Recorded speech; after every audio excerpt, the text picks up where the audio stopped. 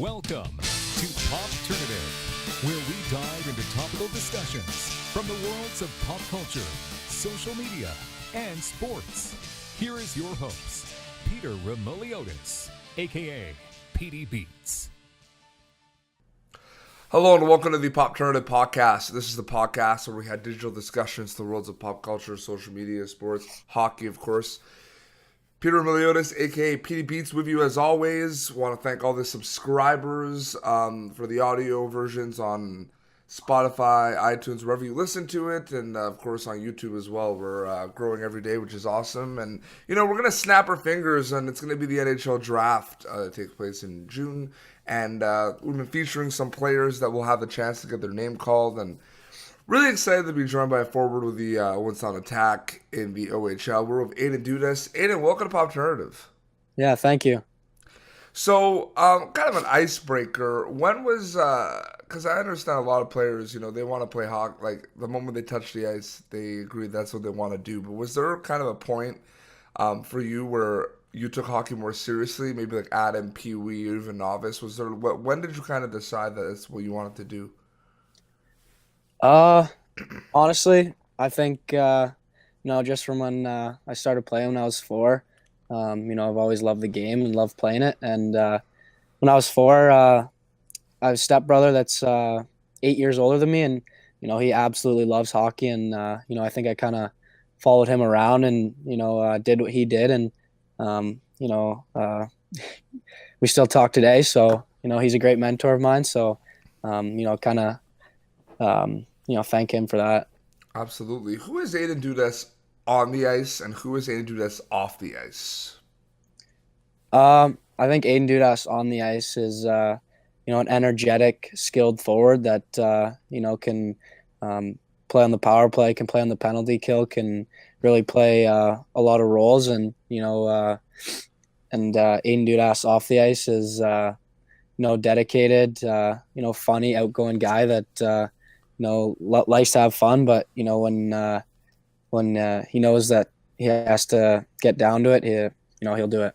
One can make an argument that your second round series with Sault Ste. Marie Greyhounds was one of the most intense back and forth series in the OHL. It was incredible. Both teams were putting it out there. Talk a little bit about that series and how you think that will help you down the road, because there's so many things that happen in that series that's a learning experience just there, that series, man. Yeah. Going into every game, it's a mental game. You got to be prepared because, they're a great team. And, I think everyone in the room was ready for every game, and, it was a lot of back and forth action. And, I just think the biggest thing is, like I said before, mental. You can't make a mistake at the blue lines. You can't make a mistake, behind your net. Like, there's all those little things that add up in a series like that. And, one mistake can cost you the series. So you just have to be mentally strong in all the zones of the ice. You come in the OHL as a 16-year-old, put about 20 points playing on a fourth line role. Year after coming in, get over 30 goals. What were kind of some of the things that you specifically worked on in your first rookie year in the OHL? And what were kind of the things that you were able to capitalize on in your second year?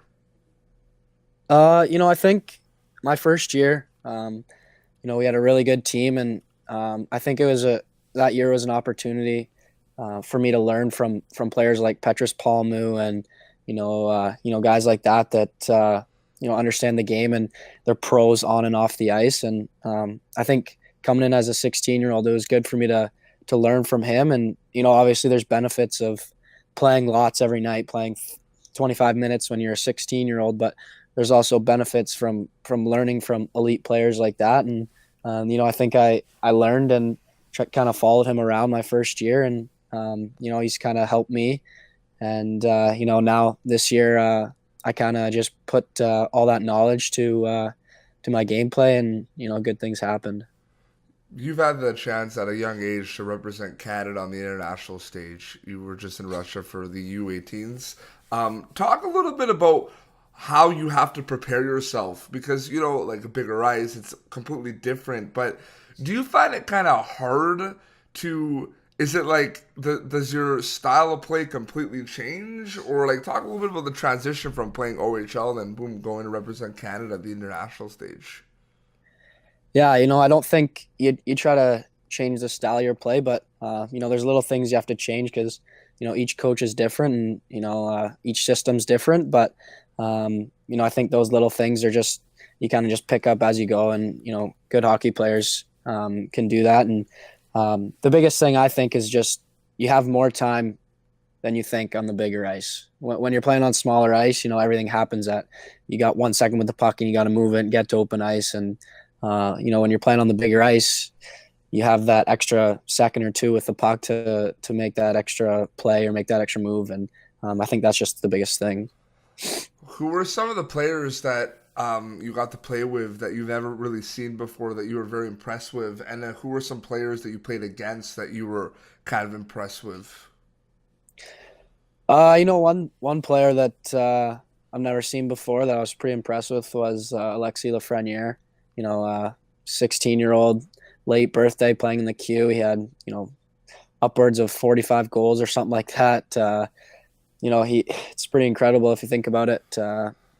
Doing that as a 16-year-old in the CHL. So and then he came to the U18s and he had a great tournament. So and then I think Liam Foudy, played against him a lot. In the playoffs too. I think he had a great tournament, and he uses his speed to his advantage. So yeah. The OHL, or junior hockey in general, I think there's been a boom in terms of popularity. There's been a boom in terms of recognition. And there's been a bit of a boom in terms of overall exposure. A lot of people, because of social media, at a young age are kind of following guys like yourself from the first season at 16, moving on, and a lot of people know about you.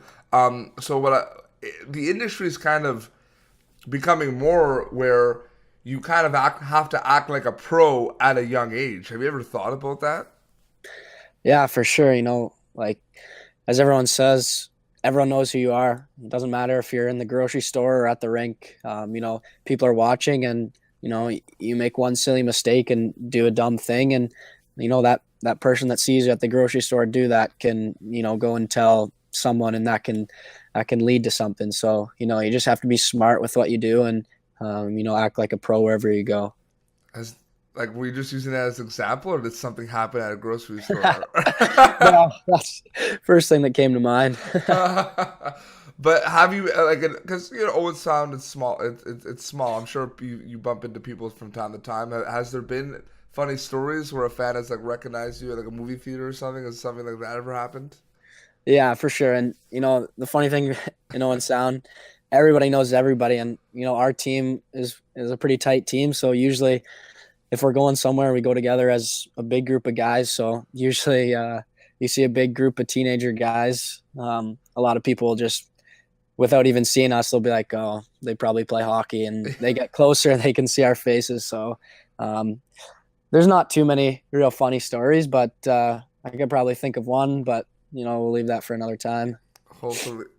Does that mean you can't think of one? Is that just like a cop-out grocery store incident that you still don't want to talk about? No. Can't think of one. No, for sure. But seriously though, there is kind of you kind of have a job off the ice as well as on the ice, where you have fans that look up to you at a young age and are coming to your games, and a lot of people have described it as kind of an honor and a privilege. And what did you kind of I'm sure based on you playing and kind of, because I even see midget hockey is starting to really they're preparing players in midget AAA at a young age for all that stuff, and saying this is going to happen in the OHL. But were you kind of prepared for that? Even as a 16-year-old walking to the rink, someone wants to take a photo with you. I mean, that's pretty crazy to think about.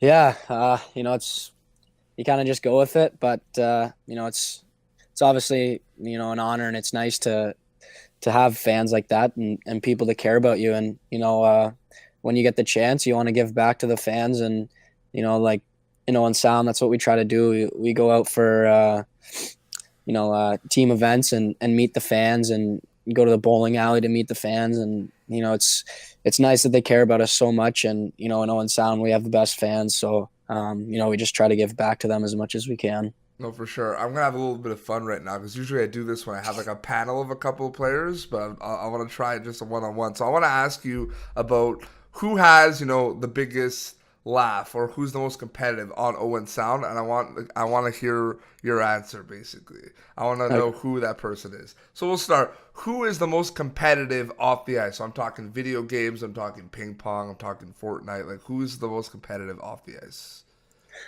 Chase Campbell. Everything he does, he's just into it. It's crazy. Okay, perfect. Who has the best laugh? The best laugh. Probably Mitchell Russell. Okay.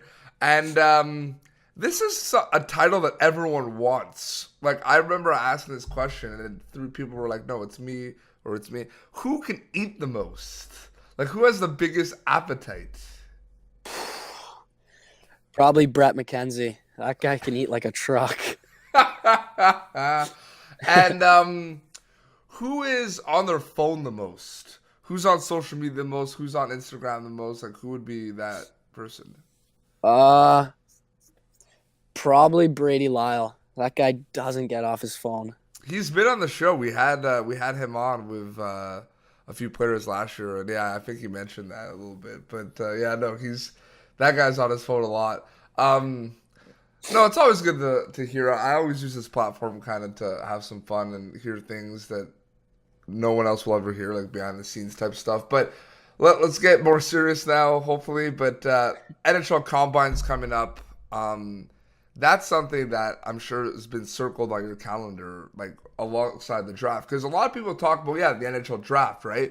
But the Combine, I don't think people realize like how big and insane and intense that event is. Yeah, for sure. And, just talking to guys that went last year from the team, Gadjevic and Suzuki, they said, it's a long week and it's a hard week, but, you got to prepare for it. And, if you do your best and do good in the meetings, good things will happen. And they both had a good time. And, obviously it's hard, but, it's worth it and it should be fun. Was there anything that, whenever talking to kind of your agent or your coaches, was there anything that you wanted to kind of work on strength-wise before the Combine? Or was it kind of just in general making sure everything's kind of refined? Yeah, I think after a long season, you need to, get your muscles back up. Like, everything's pretty tight. Everything's, pretty sore. So you take a couple days break, and then you try not to focus. Like, you can't just go into the gym and just do straight pull-ups for an hour I want to do better at the Combine in pull-ups and just do straight pull-ups. It doesn't work like that. You gotta build for, the future. And you can't just build for the Combine and then restart. So, I think you add in what you can to your program. And I think for me, I think it's, I got to work on my jumping and vertical jump and broad jump, but there's nothing really specific that needs to be done. This is kind of an interesting question. I'm curious to see how you're going to answer it because you're learning every day, and like I said, you're only 17, and it's your NHL draft year. But for players that want to kind of take the game to the next level, want to play in the OHL one day, or want to go that route, what's some of the advice that you can kind of give them? Anything specific that like you think kind of helped you along the way that you can kind of pay forward? Like advice-wise? I just think have fun. When I was younger, just loved hockey. Playing minor midget North Central Predators. With my friends, it was so much fun. And when you're that young, if you take it too serious when you're that young, it kind of gets a job when you're 9 years old. And I think you just need to have fun with it when you're that old, because once you get to 16, 17, that's when it turns into real life. So when you're young, just have fun and, play the game you love. Perfect. Well, where can people follow you on social media, Aidan? What are the handles? I think Twitter's just Aidan Dudas and Instagram's just Aidan Dudas as well. Perfect. Well, Aidan, thank you so much for coming on the show, and we wish you all the best for the Combine and the NHL Draft, man. Perfect. Thank you. No problem. Well, this has been Popternative. You can catch previous episodes Popternative, youtube.com for the video episodes, and iTunes, Spotify, or wherever you listen to podcasts for the audio. That's where we are, popternative.com for brand new content. And until next time, this is Aidan Dudas and PD Beats signing off. Thank you for tuning in to Popternative. Make sure to check out our past episodes of Popternative on YouTube. Be sure to like Popternative on Facebook and follow us on Twitter